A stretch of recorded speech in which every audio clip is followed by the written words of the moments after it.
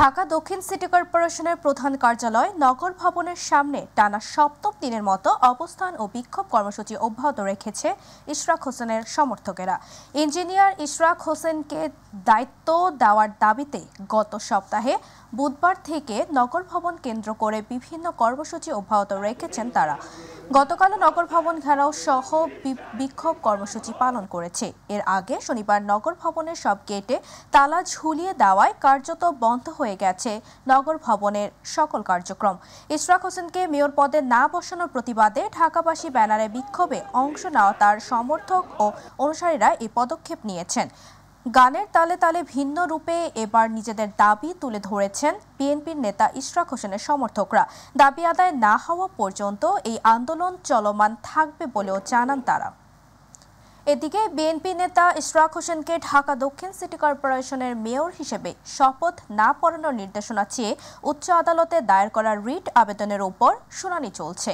হাইকোর্টের বিচারপতি মোহাম্মদ আকরাম হোসেন চৌধুরী ও বিচারপতি দেবাশিস রায় চৌধুরীর সমন্বয়ে গঠিত বেঞ্চে দুপুরে শুনানি শুরু হয়। বিকেল 4টায় আবার এটি শুনানি হওয়ার কথা রয়েছে। ইশরাক হোসেনের আইনজীবী ব্যারিস্টার একেএম এহসানুর রহমান বিষয়টি নিশ্চিত করেছেন। আদালতের রিটের পক্ষে শুনানি করেন আইনজীবী মোহাম্মদ হোসেন। হত্যা চেষ্টা মামলায় জামিন পেয়েছেন অভিনেত্রী নুসরাত ফারিয়া। সকালে ঢাকার সিএমএম আদালত এই জামিন আবেদন মঞ্জুর করেন। এর আগে গতকাল সোমবার অভিনেত্রী নুসরাত ফারিয়াকে কোর্টে হাজির করা হলে আদালত তার জামিন আবেদন নামঞ্জুর করে কারাগারে পাঠানোর নির্দেশ দিয়েছিল। এর আগে রোববার থাইল্যান্ডে যাওয়ার সময় শাহজালাল আন্তর্জাতিক বিমানবন্দর থেকে নুসরাত ফারিয়াকে আটক করে ইমিগ্রেশন পুলিশ। এরপর জিজ্ঞাসাবাদের জন্য তাকে গোয়েন্দা পুলিশ ডিবি কার্যালয়ে নেওয়া হয়। পরে বৈষম্যবিরোধী ছাত্র আন্দোলনে ভাটারা এলাকায় শিক্ষার্থী হত্যা চেষ্টার মামলায় তাকে গ্রেফতার দেখানো হয়। অভিনেত্রী নুসরাতকে গ্রেফতারের প্রতিক্রিয়ায় সামাজিক যোগাযোগ মাধ্যমে ব্যাপক আলোচনা সমালোচনা হয়েছিল। কিছু দল রাজনৈতিক স্বার্থে সংস্কার বিচারের নামে নির্বাচন পিছিয়ে গণতন্ত্রকে বাধাগ্রস্ত করছে বলে মন্তব্য করেন বিএনপির স্থায়ী কমিটির সদস্য নজরুল ইসলাম খান। সকালে জাতীয় প্রেস ক্লাবে জাকপার প্রতিষ্ঠা শফিউল আলম প্রধানের ৮ম মৃত্যুবার্ষিকী এবং গণতন্ত্র প্রতিষ্ঠা, স্বাধীনতা, সার্বভৌমত্ব সুরক্ষা ও ভারতীয় আধিপত্যবাদ বিরোধী আন্দোলনে শফিউল আলম প্রধানের ভূমিকা শীর্ষক আলোচনা সভায় প্রধান অতিথির বক্তব্যে এসব কথা বলেন। তিনি আরো বলেন, অপরাধী খুনি শেখ হাসিনাকে আশ্রয় দিয়ে ভারত শত্রুর বন্ধুর ভূমিকায় পরিণত হয়েছে। এই অধিকার প্রয়োগের বাধা ছিল স্বৈরাচার। সেজন্যই আমাদের দাবি ছিল যে সেই স্বৈরাচার বা ফ্যাসিবাদের পতন ঘটিয়ে একটা নির্দলীয় নিরপেক্ষ সরকারের অধীনে নির্বাচনের মাধ্যমে গণতন্ত্র পুনঃপ্রতিষ্ঠা করা। এটাই ছিল এক দফা দাবি। যে ফ্যাসিবাদী সরকারের যারা দোসর ছিল, যারা নেতৃত্ব দিয়েছে, যারা তাদের সাথে ছিল, তাদের সবার বিচার অবশ্যই করতে হবে। কারণ তারা আমার বিরুদ্ধে, আমার পরিবারের বিরুদ্ধে, আমার বন্ধুর বিরুদ্ধে, আমার সহকর্মীর বিরুদ্ধে, আমার দেশবাসীর বিরুদ্ধে অপরাধ করেছে। অবশ্যই চাই, কিন্তু সেই বিচার শেষ না হওয়া পর্যন্ত নির্বাচন করা যাবে না। এই প্রশ্ন যারা তোলে তারা আসলে এই কথা বলে একটা জনপ্রিয় কথা আড়ালে নির্বাচনটাকে বিলম্বিত করতে চায়। বিএনপির সিনিয়র যুগ্ম মহাসচিব রুহুল কবির রিজভী বলেছেন, স্থানীয় সরকার উপদেষ্টা আসিফ মাহমুদ সজীব ভুঁইয়ার বয়স অনেক কম, হঠাৎ গুরুতর রাষ্ট্রীয় দায়িত্ব পেয়ে গেছেন, এজন্য তার কথাবার্তায় ভারসাম্যহীনতা রয়েছে। মঙ্গলবার খিলক্ষেতে জুলাই গণ অভ্যুত্থানে আহত রাকিবুল হাসানকে দেখতে গিয়ে সাংবাদিকদের প্রশ্নের জবাবে তিনি কথা বলেন। রিজভী বলেন, আদালতের রায় ঘোষণার পরও ইশরাককে শপথ নিতে দেওয়া হচ্ছে না। এখানে অন্তর্বর্তী সরকার গায়ের জোর খাটাচ্ছে বলেও অভিযোগ করেন তিনি। প্রশ্ন রাখেন, চট্টগ্রামে ডক্টর শাহাদাত মেয়র হতে পারলে ইশরাক কি দোষ করল? তিনি আরো বলেন, ২৪-এর গণ অভ্যুত্থানের প্রকৃত অপরাধীদের এখনও বিচারের মুখোমুখি করা হয়নি। কাজের চাইতে অকাজ বেশি করছে অন্তর্বর্তী সরকার। বয়সে অনেক ছোট, অনেক ছোট, হঠাৎ রাষ্ট্রীয় দায়িত্ব, গুরুতর দায়িত্ব পেয়ে গেছে। এই জন্য কথাবার্তার ভারসাম্যহীনতা রয়েছে।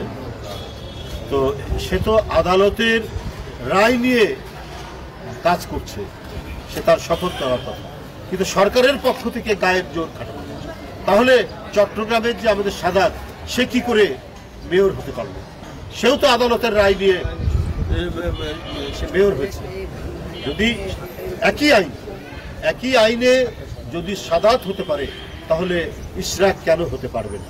প্রশাসনে বসে থাকা আওয়ামী এবং পতিত স্বৈরাচারের দোসরদের বাধ্যতামূলক অবসর এর পাশাপাশি শাস্তিমূলক ব্যবস্থা না নিলে এ সরকারের বিরুদ্ধে গণ আন্দোলন সহ কঠোর হুঁশিয়ারি দিয়েছে জুলাই ঐক্য।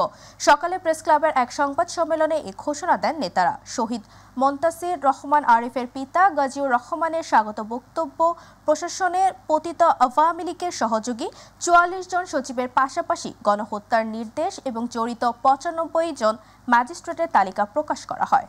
এই অভিযোগগুলোকে আমলে নিয়ে যে সমস্ত ব্যক্তির বিরুদ্ধে, যে সমস্ত সচিবের বিরুদ্ধে, ঊর্ধ্বতন কর্মকর্তার বিরুদ্ধে যারা স্টিল নাও এখনো কাজ করছেন, তাদের তালিকা আমরা প্রকাশ করছি। এবার সব এর মধ্যে প্রত্যেকের ব্যাপারে আমাদের কাছে এভিডেন্স সহ আমাদের অভিযোগ রয়েছে। আমরা এই প্রশাসন ব্যবস্থা কিভাবে ফেসিবাদকে তুষামতি করে, চাটুকারিতা করে জনগণের বিরুদ্ধে দাঁড়িয়েছে। ইভেন মিডিয়ার মধ্যেও বিশাল ফেসিবাদের একটা প্রভাব ছিল, সেটা নিশ্চয়ই আপনারা স্বীকার করবেন। ইভেন শেখ হাসিনা নিজেও সেটা স্বীকার করবে যে তার আজকের এই পতনের পিছনে মূল যদি একটা টার্নিং পয়েন্ট হিসাব করা হয়, সেটা কিন্তু হচ্ছে মিডিয়ার যে ফেসিজম চর্চা ছিল সেখান থেকে। বিভিন্ন গুরুত্বপূর্ণ সেক্টরে থাকা স্বৈরাচারের দোসরদের, স্বৈরাচারের কুশীলবদের তালিকা প্রকাশ। এই লক্ষ্যে অন্তর্বর্তী সরকারের কাছে আমাদের দাবি থাকবে, এক, আগামী ৩১শে মে এর মধ্যে তালিকায় উল্লেখিত সন্ত্রাসী দল আওয়ামী লীগের সকল দোসরদের বাধ্যতামূলক অবসর দিতে হবে। তালিকায় উল্লেখিত সকল স্বৈরাচারের দোসরদেরকে আগামী ৩১শে মে এর মধ্যে বাধ্যতামূলক অবসর দিতে হবে। আমাদের ২ নম্বর দাবি, ৩ সরকারি কর্মদিবসের মধ্যে তদন্ত কমিটি গঠন করে দৃশ্যমান কাজের অগ্রগতি দেশের জনগণকে দেখাতে হবে। নতুন অর্থ বছরে মহার্ঘ ভাতা ঘোষণা হবে, তবে কিছুটা সময় লাগবে বলে জানিয়েছেন অর্থ উপদেষ্টা ডক্টর সালেহুদ্দিন আহমেদ। সচিবালয়ে সরকারি ক্রয় সংক্রান্ত উপদেষ্টা পরিষদ কমিটির বৈঠক শেষে সাংবাদিকদের সঙ্গে আলাপকালে তিনি কথা জানান। উপদেষ্টা বলেন, আগামী ২০২৫-২৬ নতুন অর্থ বছরে মহার্ঘ ভাতা ঘোষণা করা হবে। মহার্ঘ ভাতা দেওয়ার জন্য বাজেট বরাদ্দ রাখা হবে বলেও জানান অর্থ উপদেষ্টা। তিনি বলেন, কত শতাংশ মহার্ঘ ভাতা দেওয়া হবে তা পরে জানানো হবে। এ সময় জাতীয় রাজস্ব বোর্ড বিলুপ্ত করা ও স্থল বন্দর দিয়ে ভারত বিভিন্ন পণ্য আমদানি নিষিদ্ধ করার বিষয়টি নিয়ে শীঘ্রই আলোচনা করা হবে বলেও জানান অর্থ উপদেষ্টা। স্টারলিংক আনুষ্ঠানিকভাবে বাংলাদেশে যাত্রা শুরু করেছে বলে জানিয়েছেন প্রধান উপদেষ্টার ডাক, টেলিযোগাযোগ ও তথ্য প্রযুক্তির মন্ত্রণালয়ের দায়িত্বপ্রাপ্ত বিশেষ সহকারী ফয়েজ আহমেদ তৈয়ব। রাজধানীর ফরেন সার্ভিস একাডেমিতে এক ব্রিফিংয়ে তিনি বলেন, শুরুতে স্টারলিংক ২টি প্যাকেজ দিয়ে শুরু করছে। তা হলো, আরও বলেন, স্টারলিংক রেসিডেন্স ও রেসিডেন্স লাইট। মাসিক খরচ একটিতে ৬,০০০ টাকা, অপরটিতে ৪,২০০ টাকা। তবে সেটআপ যন্ত্রপাতির জন্য ৪৭,০০০ টাকা এককালীন খরচ করতে হবে বলেও জানান ফয়েজ আহমেদ। তিনি বলেন, এখানে কোনো স্পিড ও ডাটা লিমিট নেই। ব্যক্তি ৩০০ MBPS পর্যন্ত গতির আনলিমিটেড ডেটা ব্যবহার করতে পারবেন। ডিভাইসের উপরে আমরা ট্যাক্স এবং ভ্যাট আহরণ করব, সেজন্য এই ডিভাইসগুলোর বিপরীতে তাদেরকে নো অবজেকশন সার্টিফিকেট দিতে হবে। এতে করে সরকারের একটা ট্যাক্সেশনের দিক থেকে একটা ভিজিবিলিটি থাকবে, অর্থাৎ revenue generation point of view থেকে। তো যেহেতু এটা ডিভাইস ডিজিটাল সিস্টেম, আমরা মনে করি এখানে কর ভ্যাট ফাঁকি দেওয়ার মতো কোনো সুযোগও থাকবে না।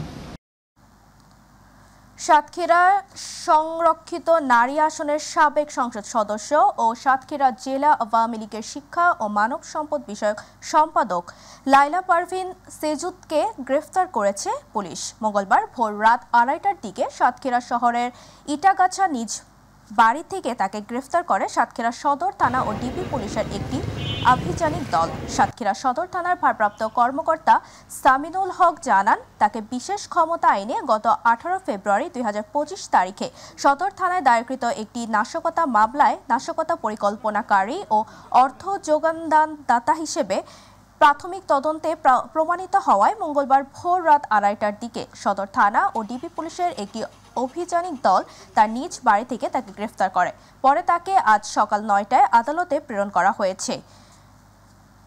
পবিত্র ঈদুল আজহাকে কেন্দ্র করে কোরবানির পশুর যোগানে ব্যস্ত সময় পার করছেন সারা দেশের খামারিরা। কুমিল্লার লালমাই উপজেলার ভাবকপাড়া গ্রামে 4 শতাধিক কৃষি বিভাগের পরামর্শে কোরবানির ঈদকে কেন্দ্র করে গড়ে তুলছেন পারিবারিক ক্ষুদ্র ক্ষুদ্র গরুর খামার। গেল কয়েক বছর ধরে ব্যতিক্রমে এসব খামার করে পরিবারের অর্থনৈতিক সচ্ছলতার পাশাপাশি এই অঞ্চলের নারীরা হয়ে উঠেছেন স্বাবলম্বী। বিস্তারিত কুমিল্লার প্রতিনিধি আবু মোছার রিপোর্টে। জেলার লালমাই উপজেলার ভাবকপাড়া গ্রাম। এই গ্রামের অধিকাংশ বাড়িতে প্রবেশ করলেই চোখে পড়বে এমন খড়ের স্তূপ। বউ শাশুড়ি কিংবা ননদ, ঘরের নারীরাই পরিচর্যা করছেন এসব পশুর খামারে। ঘরের কাজের ফাঁকে অবসরকে কাজে লাগিয়ে পরিবারের অর্থনৈতিক সচ্ছলতা আনছেন এসব নারীরা।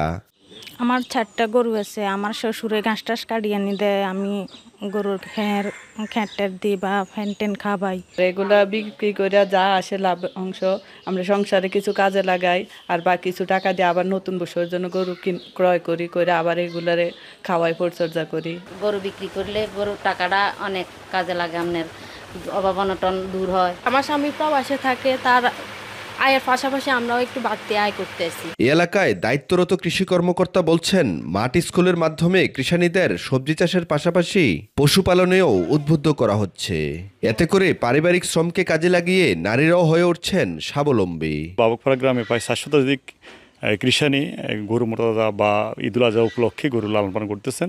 এতে করে কৃষানীর যে পারিবারিক শ্রমটা কাজে লাগাচ্ছে এবং অর্থনৈতিক যে একটা উন্নয়ন হচ্ছে, এতে করে তারা স্বাবলম্বী হচ্ছে। এসব পশু বিক্রির অর্থ দিয়ে কেউ করেছেন পাকা বাড়ি, সন্তানের উচ্চশিক্ষায় ঋণ পরিশোধ কিংবা স্বামীকে প্রবাসে পাঠাতেও ভূমিকা রাখছেন এ এলাকার নারীরা। সাফিয়া বেগমের মতো এই অঞ্চলে অন্তত 4 শতাধিক নারী কোরবানির ঈদকে কেন্দ্র করে লালন পালন করেন এসব পশু। পশু বিক্রির এসব অর্থে নারীদের আত্মনির্ভরশীল হওয়ার পাশাপাশি ভূমিকা রাখে পারিবারিক উন্নয়নে। আবু মুসা, মাই টিভি, কুমিল্লা। দর্শক, নগর ভবনে আছেন আমাদের সহকর্মী আফজাল হোসেন, তার কাছ থেকে জানবো সেখানকার সবশেষ পরিস্থিতি। আফজাল, নগর ভবনের এই মুহূর্তে কি পরিস্থিতি দেখছেন আমাদের জানাবেন। ধরে ইঞ্জিনিয়ার ইশরাক হোসেনের সমর্থকরা নগর ভবনের সামনে আন্দোলন করে আসছেন।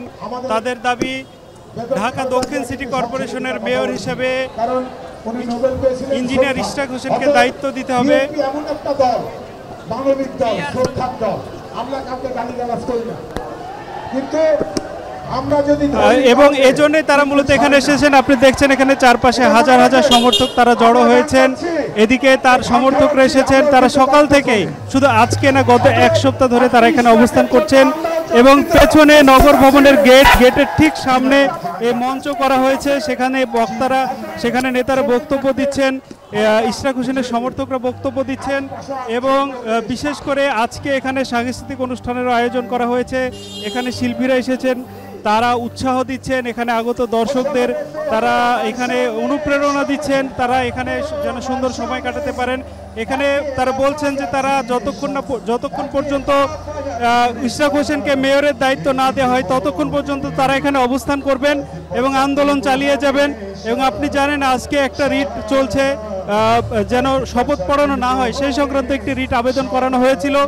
আজকে বিকেলে সেই রিটের আবার শুনানি আছে। সব মিলিয়ে একটা উত্তেজনাকর পরিস্থিতি এখানে বিদ্যমান। এখানে যারা আসছেন তারা কোনো মতে রাস্তা ছেড়ে যাবেন না। আমি এখানে অনেক নেতাকর্মীদের সাথে কথা বলেছি, তারা যেটা জানিয়েছেন তাদের একটাই দাবি, তারা আন্দোলন চালিয়ে যাবেন অনির্দিষ্ট সময়ের জন্য। এখানে সকাল থেকে আজকে একেবারে প্রায় ভোর থেকে এখানে নেতাকর্মীরা উপস্থিত আছেন। সেখানে বিভিন্ন থানা থেকে নেতাকর্মী, বিভিন্ন ওয়ার্ড থেকে নেতাকর্মীরা আসছেন। তারা বারবার যেটা বলছেন যে ইঞ্জিনিয়ার ইশরাককে যতক্ষণ না দায়িত্ব দেওয়া হয় তারা রাজপথ ছেড়ে যাবেন। আমি এখানে আসা একজনের সাথে কথা বলতে চাচ্ছি। আপনারা এখানে কতদিন পর্যন্ত অবস্থান করবেন, কি কি দাবি? বিসমিল্লাহির রহমানির রহিম। আজকে আমরা 6 দিন যাবত এই রাস্তায় বৃষ্টি রৌদ্রুতে ভিজে আমরা ইশরাক ভাইকে জনতার মেয়র হিসাবে দেখতে চাই বিধায় আমরা এত কষ্ট করে ভোট দিছে মানুষ, কিন্তু আমাদের ফ্যাসিস্ট সরকার এই ভোটকে কারচুপি করে তাপসকে বসাইছে। এখন ফ্যাসিস্ট সরকার নাই, আমাদের উপদেষ্টাদের কাছে বিশেষ আবেদন, যেভাবে হোক আমাদের জনতার মেয়র জনাব ইশরাক আহমেদকে এই মেয়রের দায়িত্ব দেওয়া হোক। যেমনটি শুনছিলেন তাদের দাবি, তাদের একটাই দাবি, শুরু থেকে 1 সপ্তাহ ধরে তারা আন্দোলন করে আসছেন ইশরাক হোসেনকে যেন দায়িত্ব দেওয়া হয়। এছাড়া এখানে আপনি দেখছেন যে বেশ কয়েকদিন ধরে তালাবদ্ধ অবস্থায় আছে সিটি কর্পোরেশন। এর ফলে নাগরিকদের কিছুটা ভোগান্তির শিকার হতে হচ্ছে। এজন্য তারা বলছেন যত দ্রুত সম্ভব নতুন মেয়রকে দায়িত্ব দিয়ে সেবাগুলো যেন স্বাভাবিক হয়, সেই দাবিটা এখানে জানাচ্ছেন।